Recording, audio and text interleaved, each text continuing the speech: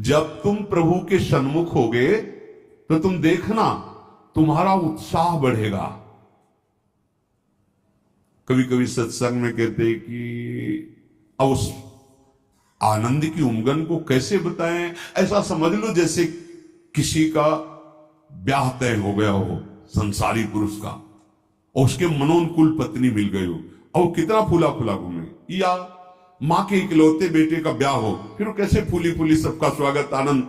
अब ये कहां परमानंद में प्रभु से उदाहरण बैठेगा, पर वो तो अद्वितीय है, अचिंत्य है। ऐसे ही चंद्र शाखा न्याय जैसा कि डाल के एक हाथ ऊपर देखो चंद्रमा दिखाई दे रहा, अद्भुत फूलन, अद्भुत उत्साह। जिस समय भगवत सन्मुख होगे ना, एक ऐसी उन्मत्तता, एक ऐसे आनंद की उमंग, उसके लिए ललचाओ। जो तुम खोज रहे वो इधर नहीं है, वो इधर है। परमानंद, विज्ञानानंद, क्या क्या भगवान की उस आनंद को महापुरुषों ने सजा करके बहुत सुख में, परमानंद में। निश्चित निश्चित हम कई बार कहा है कि अगर ऐसा कुछ होता तो हम कह जरूर देते, भले हमारी कमी होती कि हमारी कमी के कारण, पर हम कह देते, बस सच्ची कहते हैं।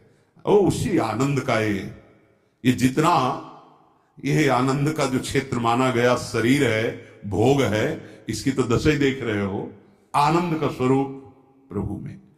ज्यो ज्यो तुम्हारा प्रभु सन्मुख होकर कदम बढ़ेगा तो तुम्हारे अंदर अद्भुत आनंद, अद्भुत उत्साह, अद्भुत उत्कंठा और एक दिव्य शक्ति। ये भी बात, एक दिव्य शक्ति तुम्हारे अंदर, देवी संपदा बढ़ने लगेगी, एक अलौकिक शांति रहेगी, दुख सुख में एक समानता का भाव आ जाएगा। कोई भी भोग तुम्हें प्रिय नहीं लगेगा। नहीं खान पान ते भावे है, नहीं कोमल वसन सुहावे है, सब विषय लगे ते खारा है, हरि आशिक का मग न्यारा है। संत जन देखते ही ऐसे लगेंगे जैसे सने संबंधी जन मिलते हैं। अच्छा अच्छा, ऐसे संतों को देखते ही मन नाच पड़ेगा। आज तो हो भाग्य भगवत सन्मुख का, आज तो हो भाग्य, हमें साधु समागम मिला, हमें संत जन मिले। तुम्हारी विलक्षण एक स्थिति होगी, कोई भी द्वंद्व तुम्हें स्पर्श नहीं कर पाएगा। निराशा, चिंता, भय, विषाद, कामना, वासना, ये सब क्षीण होने लगेगी। केवल भगवत सन्मुखता। जब तक तुम भगवान की तरफ पीठ किए हो और संसार भोगों की तरफ मुख किए हो, तो तुम कुछ भी कर लो, तुम्हें सुख शांति मिलने वाली नहीं। जितना जितना तुम भोग संग्रह, धन वैभव एकत्रित करोगे, उतना ही अशांत और चिंतित और शोकित होते जाओगे। ये महापुरुषों की बात है, देख लो अपने हृदयों को। जितना तुम भोगों की तरफ बढ़ोगे, परिणाम में ये दोष तुम्हारे अंदर आएंगे। जैसे भगवत सन्मुखता, तो कैसे जाने भगवत सन्मुख है?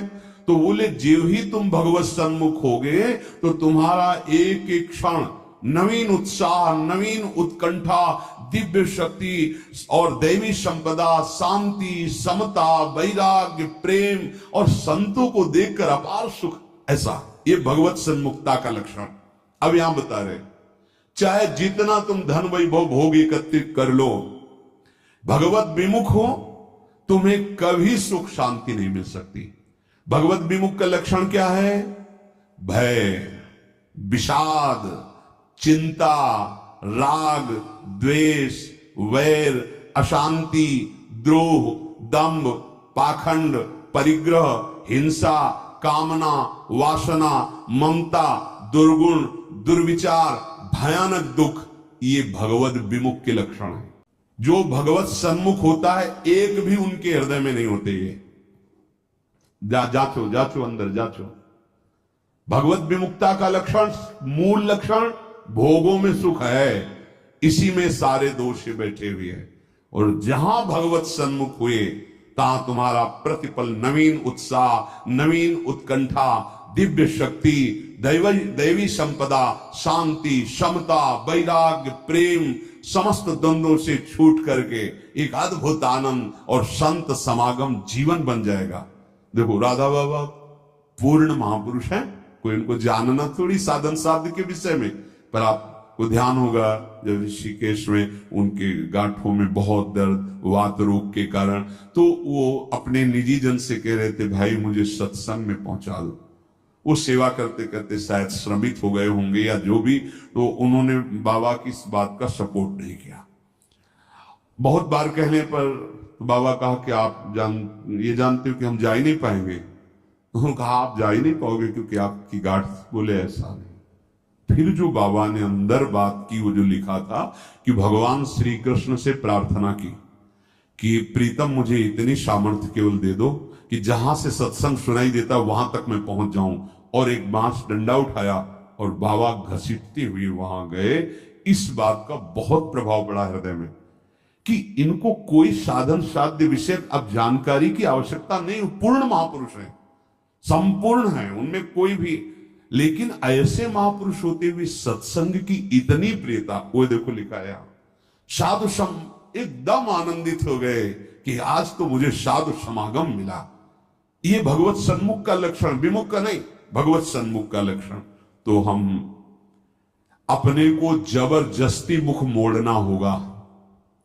अगर हम इसी जन्म में परम कल्याण चाहते हैं, इसी जन्म में सुख चाहते हैं, मुख मोड़ना हो। जबरदस्ती शब्द लिखा है, जबरदस्ती मोड़ना, हटो हटो।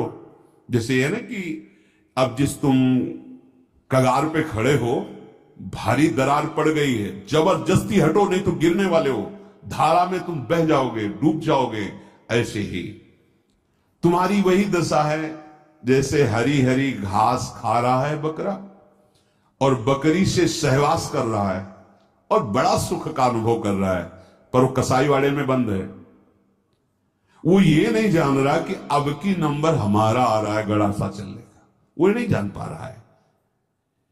इसी प्रकार आप खान पान, शौक, मौज मस्ती, परिवार, सांसारिक सुख भोग रहे हैं, पर आपको पता नहीं कि काल के कसाईवाड़े में है। मौत का गड़ा सा वो बिल्कुल तैयार किए हुई है, बस समय की देरी है, नंबर आपका ही है। सावधान। इसीलिए कह रहे जबरदस्ती भगवत सन्मुख करो अपने मन को, अपने तन को, अपनी वाणी को, अपनी चेष्टा को। कोई उपाय नहीं है बचने का। आपको दिखाई दे रहा क्या है, तो भयभीत कर रहे हैं, आप देख ही नहीं पा रहे, भय तो तांडव मचा रहा। देख लो ऐसे जरा सी भूमि हुई, हजारों लोग मकान के नीचे दब के मर गए। ऐसे जल में उफान आई, एक लहर आई, प्रांत का प्रांत नष्ट कर दिया। क्या क्या लीलाएं हो रही प्रकृति की, माया की।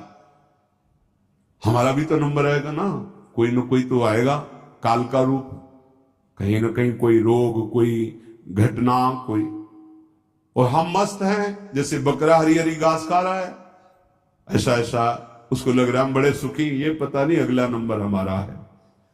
तुमको बिना सूचना दिए, बिना राय के तुम्हारी मृत्यु तुम्हारा नाश कर देगी।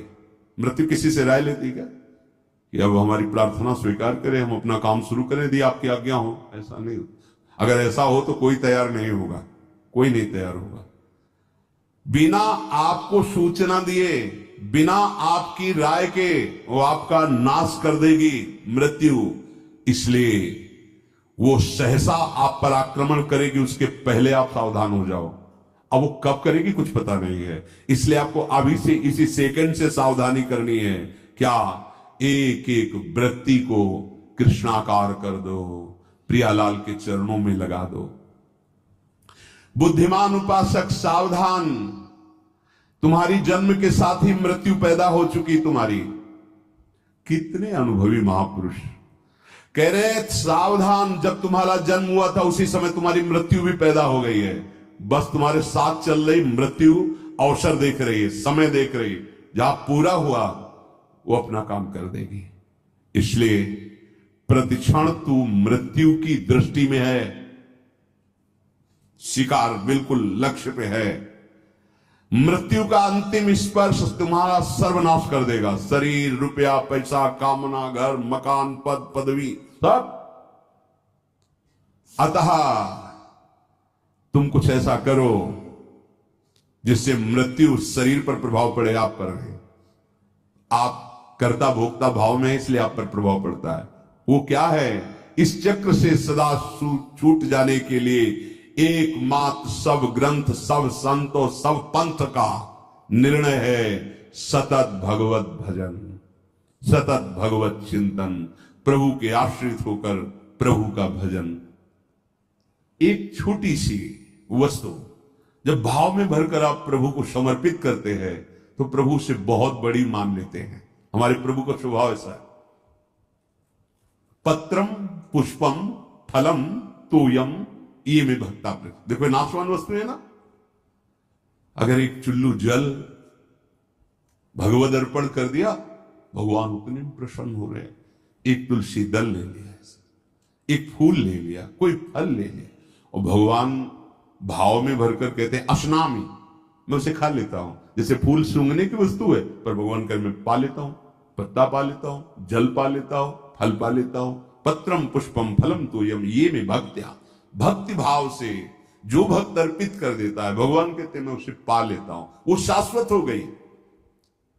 दो प्रकार की बैंक है, एक मायाकृत बैंक, एक हरि बैंक। हरि बैंक में वही वस्तु जमा होती है जो त्वदीयम वस्तु गोविंदम तुभ्यमेव समर्पय से होता है। ध्यान रखना, आपके द्वारा दी हुई वस्तु आपको समर्पित है, ये हरि बैंक में जमा हो गया। अगर आप निष्काम भाव से करते तो भगवत प्राप्त हो जाएंगे, सकाम भाव से करते तो आपको बहुत आगे बढ़ करके मिलेगी। और यहां जो बैंक में मायाकृत जमा है ये सब रद्द, शरीर छूटा, सब व्यर्थ गया। मानव जीवन का एक एक क्षण इतना कीमती है कि उसके बदले में फिर कुछ नहीं है कि हम ये दे करके समय खरीद ले। तो ऐसे समय को केवल केवल महामहिमा में भगवान नाम स्मृति में लगाओ। सब चेष्टाएं हो रही, नाम जप कर रहे, आपका बैंक बैलेंस बढ़ रहा है। एक एक नाम, जैसे कोई भूखा व्यक्ति एक एक कवल पाता है तो तुष्टि पुष्टि क्षुधा निवृत्ति होती जाती है, ऐसे ही एक एक नाम संसार से वैराग्य, अपने स्वरूप का ज्ञान और भगवान के चरणों में प्रेम, ये तीनों होते चले जा रहे हैं। पर जैसे बहुत भूख लगी हो तो दो चार कवल में और भूख बढ़ती नजर आती है, तृप्ति का बोध नहीं होता। आधे पेट होने के बाद फिर स्वाद और तृप्ति का अनुभव होने लगता है, फिर पूरा जब पेट भर जाता है तो कहना क्या है। ऐसे ही अभी हम थोड़ा भजन करते तो और जलन बढ़ रही है, यद्यपि वो संसार से वैराग्य, स्वरूप का ज्ञान और भगवत चरणारविंद में प्रेम ये प्रारंभ हो गया है एक एक नाम से।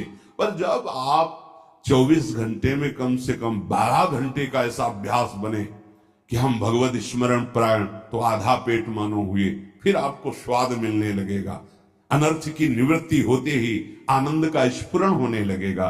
पर एक एक नाम व्यर्थ नहीं जा रहा, गिनो या ना गिनो। किसी को भ्रम रहता अगर माला से गिनेंगे नहीं तो व्यर्थ चला जाएगा। अरे भाई, गिनना तो आपके मन को लगाने के लिए है, नाम तो अविनाशी है। राधा राधा बोला, नहीं गिनोगे तो फल नहीं मिलेगा क्या? कुछ लोगों को भ्रम होता है अगर गिना नहीं तो फिर वो संख्या ऐसे ही चली जाएगी, लिखा जाएगा नहीं। गिनना केवल मन को लगाने के लिए है, नाम महामहिमा है, गिनो या ना गिनो। अब प्रेमी जन गिनने में नहीं रहते। हाँ, प्रेमी जन तो श्वास प्रश्वास अपने प्रीतम के नाम का वर्तमान में स्वाद ले रहे, उसका और कोई फल नहीं चाहिए। ये जिह्वा पे राधा राधा चल रहा है, हमें सब कुछ मिल गया, बस यही चलता रहे, हम भूलू ना। इतना स्वाद, इतनी महासुख की वृत्ति उदय होती है, सामने प्रियालाल हृदय आनंद की उफान में, जिह्वा पे नाम, अब उसे क्या चाहिए? जो क्षण चला गया वो लौटकर दोबारा तुम्हारे जीवन में नहीं आएगा, बहुत बड़ा घाटा। अगर खाली चला गया तो बहुत बड़ी हानि, बहुत बड़ा छिद्र, बहुत बड़ी दोष वृत्ति हो गई। जरा सा भगवत विस्मरण में अंतर, माया का प्रवेश। का हनुमंत विपति प्रभु सोई, जब तो सुमिरन भजन न होई। श्वास प्रश्वास लगातार भगवान नाम का अभ्यास, भगवत स्मृति कहीं भी जा रहे हो, कोई भी कार्य कर रहे हो, किसी से भी कोई व्यवहार कर रहे हो, अंदर ही अंदर स्मरण, प्रभु का स्मरण न छूटने पावे। लाभ हरिवंश के नाम उच्चारण, लाभ इससे बड़ा कोई लाभ नहीं। राधा राधा हरि हरि, अगर नाम उच्चारण हो रहा अंदर, बहुत बड़ा लाभ मिल रहा है। 1 लाख रुपया 1 घंटे में कमा लिया और हरि को भूल गए, किस काम में आएगा? और 1 घंटे बाद शरीर छूट गया, 1 लाख रुपया कमा लिया है, हरि का नाम नहीं लिया, आएगा क्या हाथ? और 1 घंटे लगातार नाम जप किया है, भले हमारे पास लौकिक वैभव नहीं है, लेकिन ना तो संताप होगा, न शोक होगा, न चिंता होगी, न भय होगा, एक आनंद, और वो अनंत काल के लिए बैंक में जमा हो गया अविनाशी नाम। ये हमारी समझ में क्यों नहीं आ रहा? लाखों रुपया इकट्ठा कर ली, चिंता है, शोक है, भय है, नाना प्रकार की वासनाएं जल रहे, लाभ क्या मिला? नाम चल रहा है, माना कि आपके पास उतना ऐश्वर्य नहीं है, यथा लाभ संतोष जितना प्रभु दिए सन, पर आपका हृदय प्रफुल्लित रहेगा, भरोसा बहुत बड़े स्वामी का है, और एक एक नाम आपका जमा हो रहा है। सदगुरुदेव भगवान एक दिन बोले थे, एक एक सेकंड का तुम्हारे हिसाब होगा। ऐसा नहीं कि तुम नाम जप कर रहे हो, उनके लिए जल रहे हो, कष्ट सह रहे हो, तो तुम्हें किसी को बताने की जरूरत है। एक एक सेकंड का हिसाब होगा और आप निहाल हो जाओगे। वो एक एक सेकंड आपको देख रहा है, आपके एक एक सेकंड की वृत्ति का हिसाब होगा। बहुत उदार दानी है हमारे प्रभु, अति उदार भी सुंदर। ऐसे मालिक के सेवक हो, वो एक एक सेकंड देख रहा है और तुम्हारा हिसाब करेगा।